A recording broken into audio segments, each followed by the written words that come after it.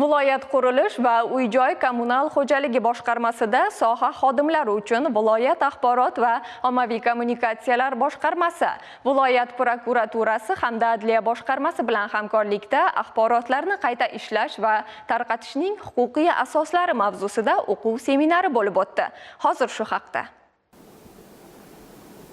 Axborotni to'plash, qayta ishlash va tarqatishning samarali yo'lga qo'yilishi tashkilotning ochiqligi hamda faoliyatining shaffofligini ta'minlaydi. Bu borada qurilish sohasida ham qator ishlar amalga oshirilmoqda. Xususan, shaharsozlik faoliyatida jamoatchilik nazorati va uning shakllari, subyektlari haqidagi normalar mustahkamlandi. Mazkur sohadagi qarorlar muhokamasida jamoatchilik nazoratining ishtiroki ta'minlanishi belgilab qo'yildi.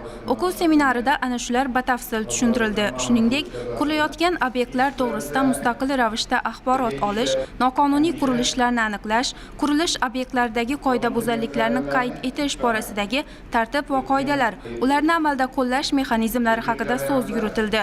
O'quv seminarida sohada ochiqlik va oshkoralikni ta'minlash, korrupsion holatlarni oldini olish borasida jamoatchilik bilan hamkorlik natijalari, korrupsiyaning huquqiy oqibatlari va javobgarlik masalalari haqida tushuntirishlar berildi.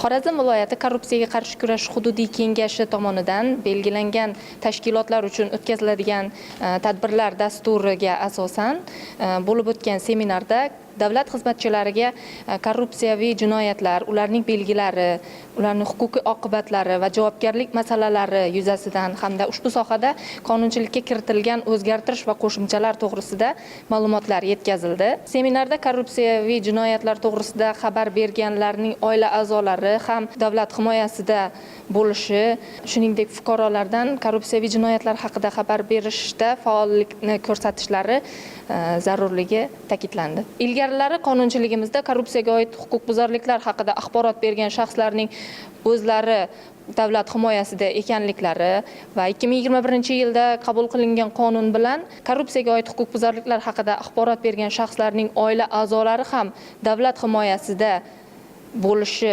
belgilanganligi tushuntirib o'tildi va yurtdoshlarimizdan bunday holatlarda faol bo'lishlarini va tegishli tashkilotlarga xabar berishlarini so'rab qolamiz.